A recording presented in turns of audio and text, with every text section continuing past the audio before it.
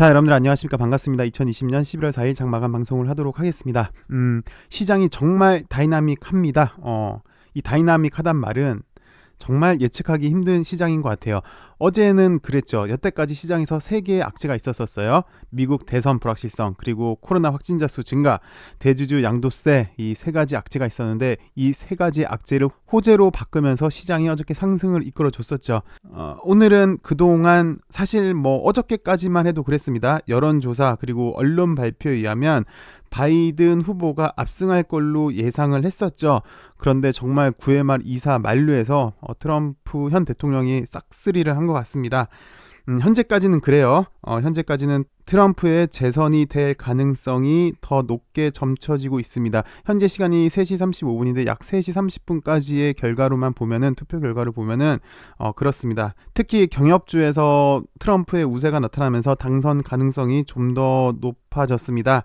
여론조사랑 투표는 별개라는 그런 신호를 보내줬네요. 사실 그래요. 제가 몇 번 미 대선에 대해서 여론조사랑 언론에서는 바이든의 압승이 예상된다라고 얘기했는데 몇몇 분들이 이렇게 글을 달아주셨어요. 그 현지 분위기는 꼭 그렇지만도 않다, 다르게 나올 가능성도 많이 있다, 그러면서 현지 분위기를 이렇게 써주신 분도 계셨는데요. 어찌되었건 지금 시간까지는 트럼프가 될 가능성이 상당히 높습니다. 그리고 오늘은 미 대선이 마무리가 거의 되고 있죠. 그래서 오늘 시장이 중요한 변수였으니까 미국 대선이 한번 여기에 대해서 잠깐 살펴보도록 하겠습니다. 만약에 트럼프 대통령이 다시 재선이 된다면 업적을 한번 비교를 해봐야 될 것 같아요. 트럼프랑 바이든이랑. 트럼프는 가장 내세울 수 있는 업적이 경제 호조 실적이겠죠. 그리고 주식시장의 호조 실적을 가장 내세우고 있어요. 대신 코로나 대응 실패, 방역 실패라는 오명도 있는데, 근데 또 이렇게 해석하는 분들도 있는 것 같습니다. 코로나 대응은 누가 봐도 좀 막기 힘들지 않았을까. 특히 문화적 차이 때문에 마스크를 잘 안 쓰는 이런 문화적 분위기 때문에 누가 봐도 방역은 좀 힘들지 않았을까라고 예측을 하는 분도 계시더라고요. 결국은 백신이 개발되기 전까지는 약간 힘들지 않았겠느냐라고 얘기를 하고 있는데, 그렇게 보는 사람도 있긴 있습니다. 그와 반면에 바이든 후보 같은 경우는 사실 상원의원만 7선을 했어요.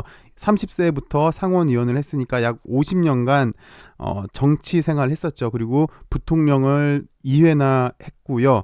쉽게 말해서 권력 최상위층에 약 50년 동안 있었는데, 과연 그 50년 동안 이룬 업적이 뭐가 있을까, 무슨 세상의 변화를 줬을까라고 했을 때, 그래도 트럼프 같은 경우는 경기 호조라는 보여지는 성과를 냈던 반면 바이든은 그런 성과가 좀 없지 않나라고, 여태까지는 그렇게 투표 결과가 나온 것 같습니다.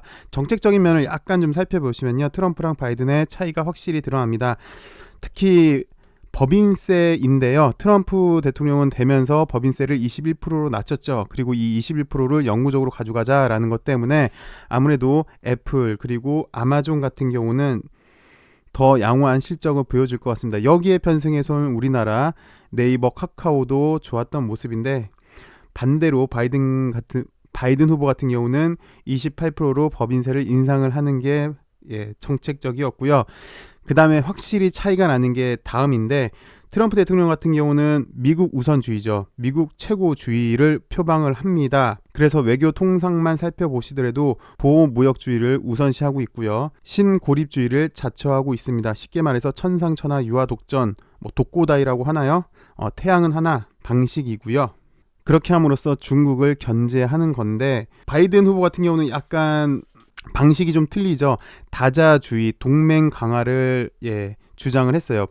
트럼프 같은 경우는 일단 내가 먼저 좀 홀로 잘 돼야 된다는 입장이고, 바이든 같은 경우는 좀 이끌어주는, 잘 다독거리면서 나한테 좀 따라와 라는 그런 분위기죠. 그래서 동맹을 강화하는 입장인데요. 그렇게 함으로써 중국을 견제하려고 하는 건데, 만약에 트럼프가 대통령이 된다고 하면은 이런 부분이 있잖아요. 동맹 강화를 한다면 어찌되었건 지금 현재 패권 국가는 미국이랑 중국인데, 우리나라 같은 경우는 안보는 미국, 경제는 중국, 미국인데, 만약이라도 안보를 따라서 미국한테 다시 동맹 쪽으로 간다면, 지난번에도 중국한테 보복을 당했는데, 아마도 이번에도 만약에 바이든이 돼서 우리가 또 동맹으로 이끌려 간다면 다시 한번 중국 쪽의 견제를 보복을 받을 수 있었을 텐데 이런 부분은 좀 사라졌다라는 면에서 긍정적으로 평가하는 분들도 있네요.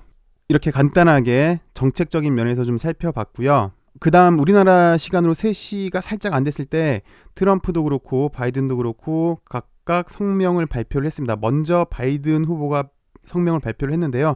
일단 결과를 끝까지 살펴보자, 믿고 끝까지 가보자라고 발언을 해서 살짝 불복 가능성을 보였어요. 그리고 그 이후에 트럼프도 트윗을 했는데요. 우리가 대승했지만 그들이 훔치려 하고 있다라고 얘기를 해서 좀 전에 말했던 바이든이 불복 가능성을 살짝 비췄는데 이거를 불복 가능성을 미리 차단하겠다라고 해석이 됩니다. 사실 이게 상당히 좀 재밌는 게 원래 어제까지만 해도, 물론 오늘 아침까지만 해도 만약에 불복이 일어난다면 트럼프 쪽에서 불복을 하지 않을까, 그래서 그게 변수로 작용하지 않을까라고 생각을 했는데 오늘은 완전 180도가 틀려졌습니다. 트럼프가 먼저 불복을 미리 차단시키는 그런 발언을 했습니다. 물론 아직 개표가 끝나지 않아서 물론 바뀔 수는 있지만 현재 시간으로 봐서는 현재 시간까지는 상황이 이렇게 됐습니다. 어찌되었건 사실 미 대선이 이제 거의 마무리 단계가 되면서 불확실성 하나가 해소가 된 것 같습니다. 시장이 제일 싫어하는 거는 악재가 아니라 불확실성인데 이 불확실성이 해소가 되면서 여태까지 우리나라 시장에는 3가지 악재가 있었죠. 첫 번째, 미국 대선 이제 어느 정도, 물론 불복 이슈가 아직 있기는 있습니다만 거의 해소가 된 것 같고요. 그다음에 대주주 양도세 건도 어제부로 거의 해소가 된 것 같습니다. 그리고 대주주 양도세는 이미 시장에서 큰 손들이라고 하죠. 흔히 큰 손들은 이 당시 때 좀 많이 판 거는 같습니다. 그래서 올 연말에 그렇게 큰 혼란이 올지는 좀 봐야 되겠지만 어찌됐건 대주주 양도세 건도 어느 정도 해소가 된 것 같고, 이제 남은 이슈는 코로나 확진자 수죠. 코로나 확진자 수도 지금 막 정말 거의 최고 정점인지는 나중에 봐야 되겠지만 어찌됐건 거의 최고조잖아요. 최고조일수록 백신 치료제에 대한 기대감이 높습니다.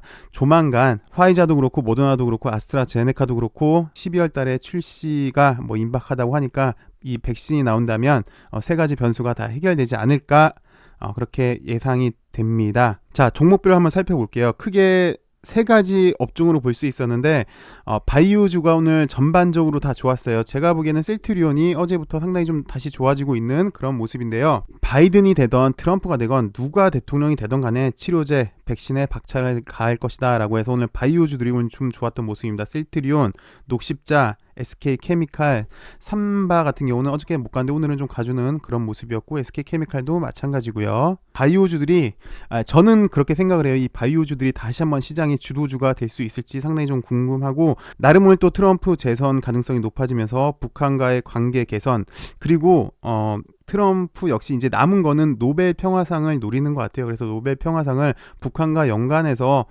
타지 않을까라는 기대감 때문에 오늘 북한 관련주들이 좀 좋았고, 5G들 관련주들이 오늘도 좋았습니다. 대표적인, 글쎄요, 바이든 관련주이기도 하고 트럼프 관련주이기도 한데 5G들이 오늘 약간 좋은 모습을 보여줬습니다. 특히 얘네들이 앞으로 시장의 주도주가 될 수 있는지 상당히 좀 궁금하고, 그동안 주도주급에 있었던 신재생, 특히 여기 풍력 태양광 쪽은 좀 많은 하락을 했던 것 같습니다. 바이든 관련주로 묶이면서 오늘 좀 안 좋은 모습을 보였습니다. 곧장 LB를 살펴보도록 하겠습니다. 우리 LB는 전일 대비 1.39% 상승한 94,600원에서 마감을 했는데요. 사실 어제도 그렇고 오늘도 그렇고 아쉬운 면이 좀 있어요. 시장도 좋았고, 특히 어제 오늘은 좀 전에도 설명을 드렸지만 바이오주들, 특히 치료제, 백신 관련해서 상당히 좀 좋았는데 LB는 그 정도까지는 좋지 못했어요. 시장 상승 대비 요 정도 상승폭이어서 그래서 좀 아쉽긴 합니다. 그리고 며칠 전, 4일 전이죠. 4일 전에 이 장대 항목이 나왔었잖아요. 이 장대 항목 나왔을 때는 셀트리온, SK케미칼, 그다음에 녹십자, 이 바이오 관련주들이 좋을 때 이렇게 장대 항목이 나와서 오늘도 사실은 장대 항목이 나올 수도 있었던 자리였어요. LB도 우리 백신 관련주가 있기 때문에 시장에서는 백신 관련주로 좀 인식을 하지 않을까 싶었는데, 이때는 백신 관련주로 인식을 했다가 오늘은 백신 관련주로 인식을 아직은 그렇게 인식을 하고 있는 모습은 아닌 것 같아요.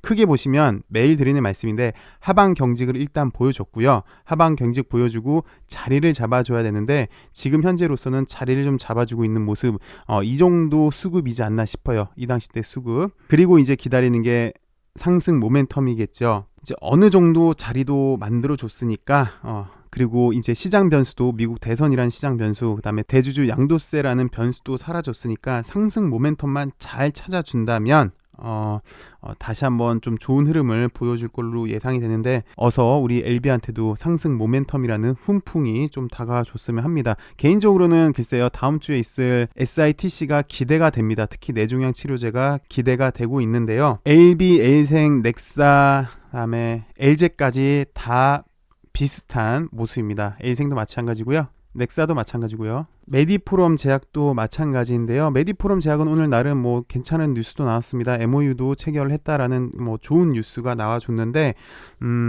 메디포럼 제약이 내일부터 이름을 바뀌죠. 여기 메디포럼 자를 떼고 드디어 HLB라는 이름을 바꿔답니다. 그래서 내일부터 HLB 제약으로 되는데 100% 그러는 건 아닌데요. 이름을 바꾸고 곧장 상승했던 경우도 있어요.